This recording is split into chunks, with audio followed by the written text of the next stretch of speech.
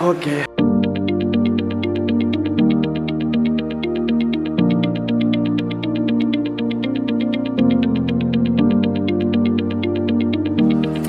Oke. Sudah pernah boleh. Kita tes logika aja ya, jadi nggak terserap pasti pakai logika, juga matematika memang. Tes logika semuanya itu adalah kelompok 21. Ya, tes logika semuanya adalah kelompok 21. Jika meja 3, kursi 3, kapan tulis berapa? Jika meja, ulangi ya, jika meja 3, kursi 3, papan tulis berapa? Ulang dulu ya, Bu. 21 lah. Kelompok 21, usulnya adalah kelompok 21. Jika meja 3, kursi 3, papan tulis berapa? Jawabannya adalah 8.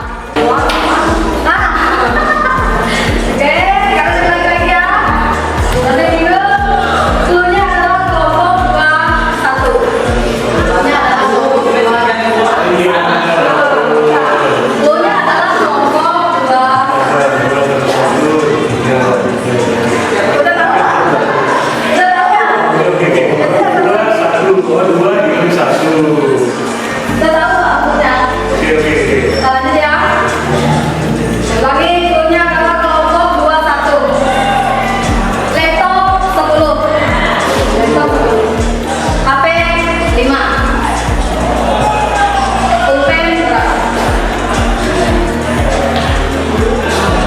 Laptop 10. Kemudian HP 5. Pulpen berapa? Berapa? Pulpen berapa? Jawabannya adalah jawabannya ada yang bisa? Jawabannya adalah 16. Udah boleh paham nggak dari cluenya? Kelompok 21. Kelompok 21. Nah, ulangi ya. Kelompok 21. Tas 4. Sepatu 3. Sepatu 3. Ruangan kelas. Tas 4. Sepatu 3. Ruangan kelas. Masih salah. Tas 4. Sepatu 3. Ruangan kelas. Berapa Pak? 9. Jawabannya benar 9. Perlu dilakukan punya. Jadi ada yang dimaksud dengan itu 21. Yang pertama itu kalau yang disebutkan itu ya, tadi meja 3, kursi 3, 3. Nah, pertanyaan saya tadi apa? Apa tadi? Papan 1, tulis 1. Jadi 6 tambah 6. Nah, ya.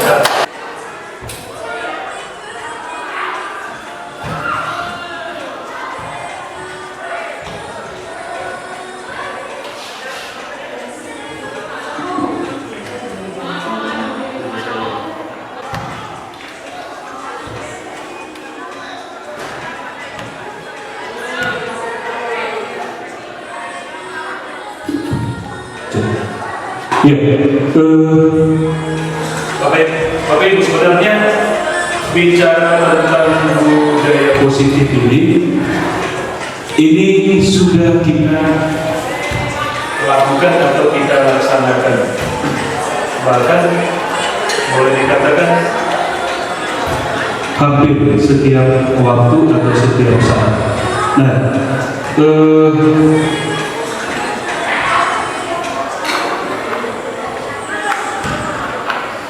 tentu nanti ada beberapa pertanyaan yang akan membantu kita semua supaya kita memahami bahkan menerapkan tentang budaya.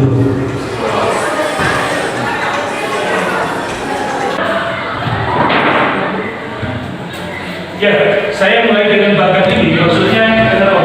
punya gambarannya yang dulu. Kegiatan kita hari itu apa saja sih? Jadi gambarannya di Bapak Ibu sampai terakhir yaitu kaitannya dengan segitiga restitusi. Nah, paling terakhir tentu saya akan minta rekan-rekan atau dari siswa untuk melakukan refleksi bersama. Bagaimana dengan kegiatan kita hari ini? Jadi di akhir kegiatan kita akan refleksi. Saya akan minta Bapak Ibu dan siswa dan mereka tempat ini saya minta salah satu. Kalau laki-laki kan hanya Pak, kami sudah saya nih. Nanti pasti ibu-ibu yang saya minta. Nah, kalau siswa Mantap, Pak. Levelnya gimana? Nanti di akhir pembelajaran nanti ada refleksi. Gaya positif ini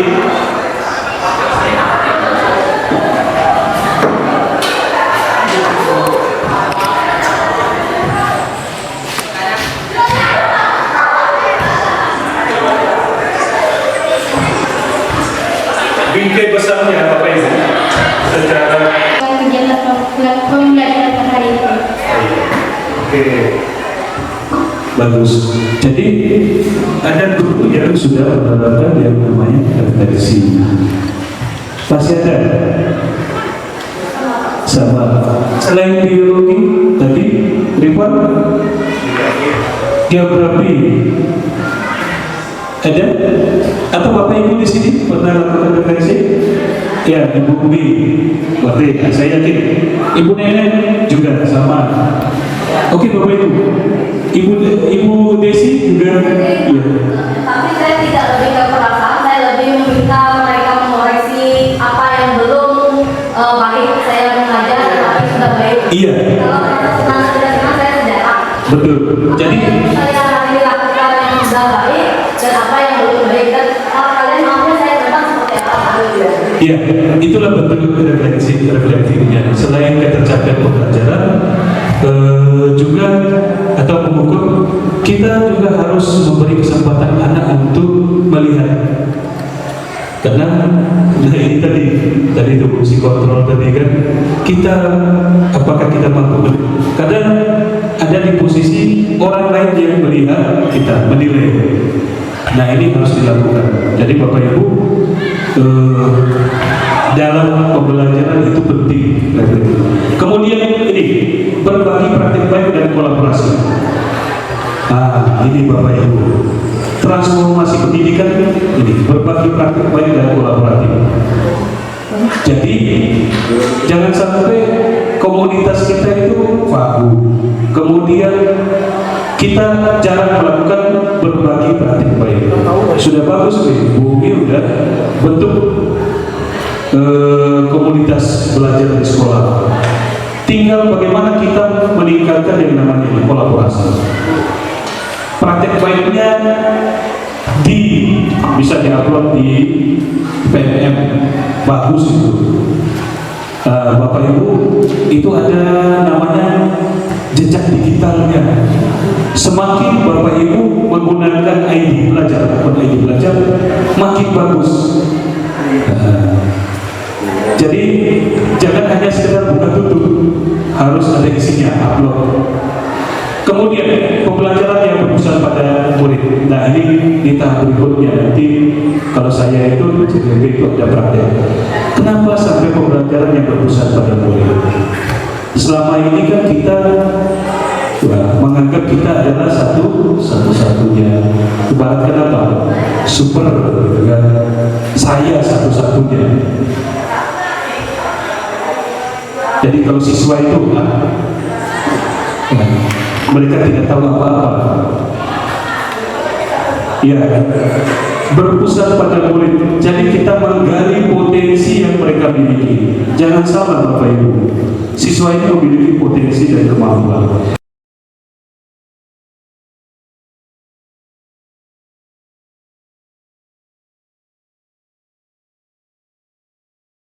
Ya, saya mulai dengan bakat ini, maksudnya kita punya gambarannya yang dulu. Kegiatan kita hari itu apa saja sih? Jadi gambarannya di Bapak Ibu sampai terakhir yaitu kaitannya dengan segitiga restitusi.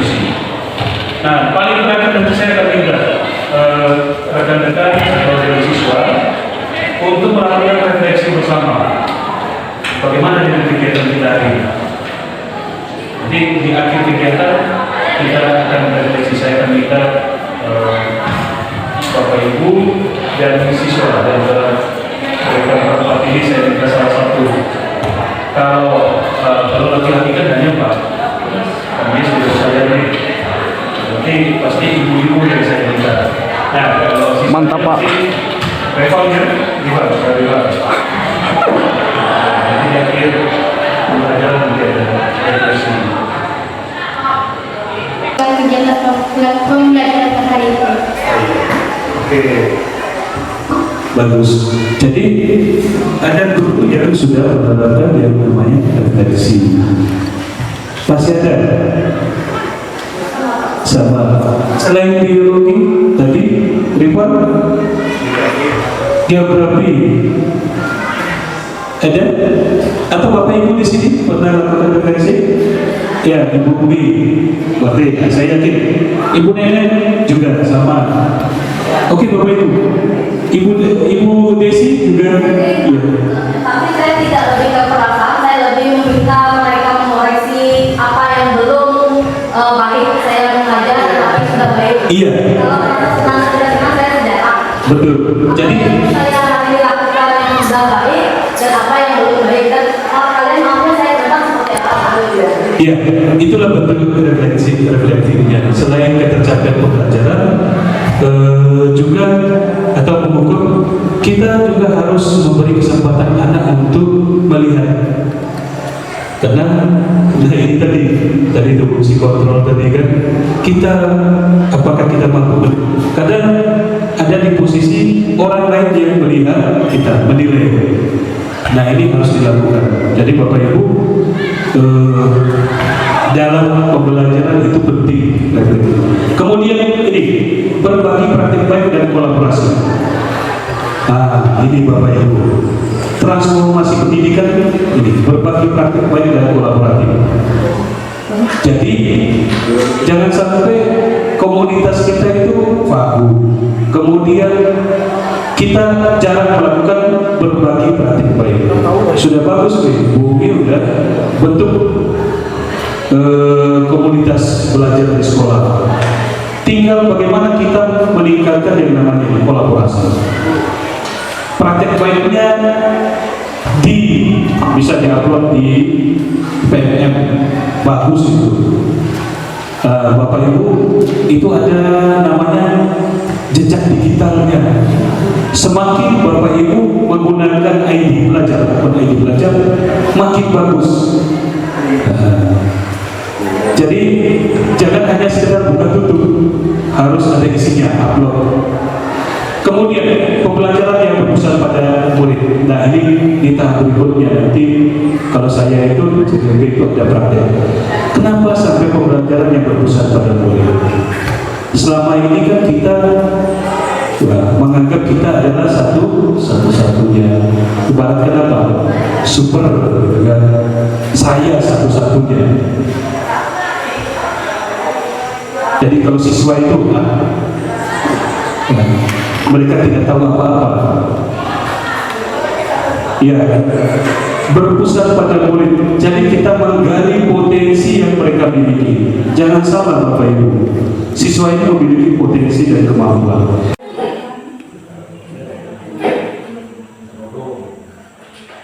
Oke, selamat. Ini kemarin bahannya yang punya pertemuan untuk penyampaian ke guru. Sebenarnya hari ini itu tentang bagaimana kita membangun kesepakatan kelas.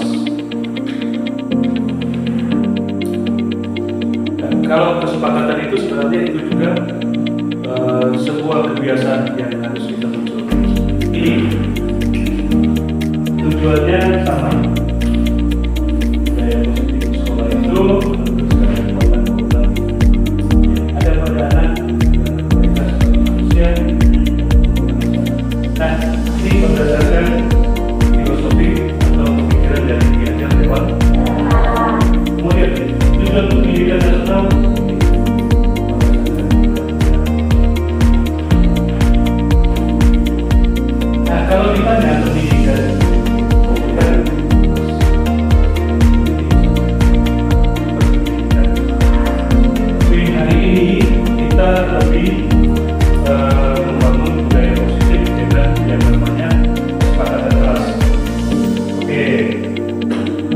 kesepakatan kelas itu alurnya yang mau bisa capai.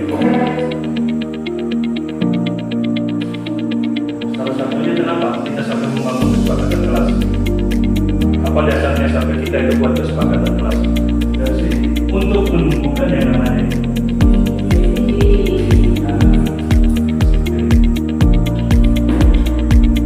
kalau kita bicara tentang kesepakatan kelas, karena aturan itu ada yang melanggar. Siapa yang buat aturan? Kalau dulu kan apa? Sekolah kan? Sekolah buat aturan. Tapi sekarang tidak lagi. Mulai dari kita, dari diri kita untuk membuat kesepakatan, membuat aturan. Kita yang buat aturan, kita yang bangun kesepakatan, kita yang melaksanakan. Dan kalau yang melanggar tidak lagi hukuman tetapi berupa konsekuensi. Alurnya seperti ini. Ini merupakan dari teori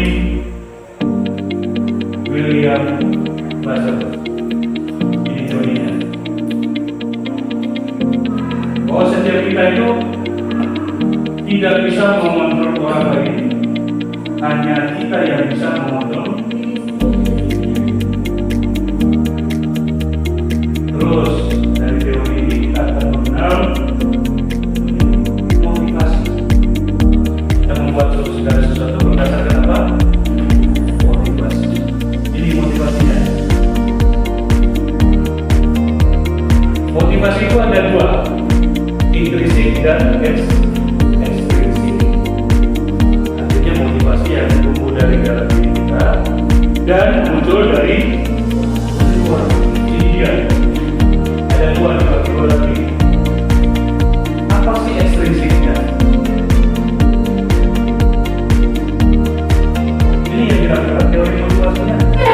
Ekstrinsiknya kenapa? Menghindari apa? Yang kedua. Nah, kalau saya tanya, kalau andaikan kamu di kelas dikasih hadiah, kamu senang atau tidak? Bagi yang tidak dapat hadiah bagaimana?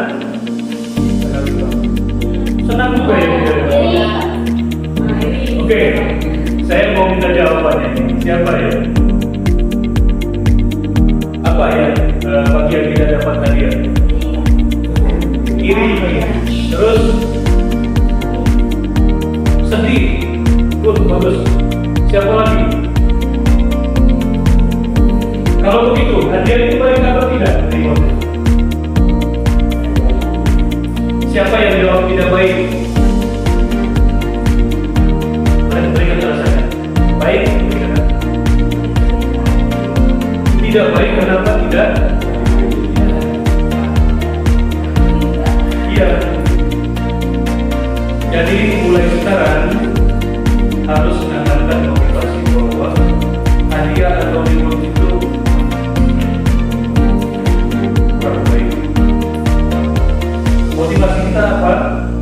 Bahwa saya membuat segala sesuatu itu karena berdasarkan apa? Kemampuan, potensi yang ada dalam diri kita. Setiap kita ini unik, Anda semua itu unik. Maka manfaatkan bakat, minat, kemampuan keunikan. Nah, jangan sedikit nanti diberi hadiah. Nah, bangga bagi yang mendapatkan. Tapi bagi yang tidak, dia akan apa? Tidak. Ya tadi sedih. Kok hanya dia sih? Kenapa saya tidak? Nah, komitmennya apa mulai hari ini? Lakukan segala sesuatu tidak berdasarkan apa? Jadi saya pun sudah sadar. Siapa yang bisa menjawab pertanyaan ini saya kasih. Dan sangat tidak mau. Jadi mulai hari ini kita sepakat bahwa hadiah terbesarnya itu adalah kita mampu mengembangkan apa? Potensi. Anda itu diibaratkan sebuah gunung es. Coba kamu masukkan es dalam air. Apa yang terjadi? Cair. Tapi kalau esnya masih membalut gimana? tenggelam atau timbul? Timbul, tapi apa? Setengah ada. Iya. Kita ini ibaratkan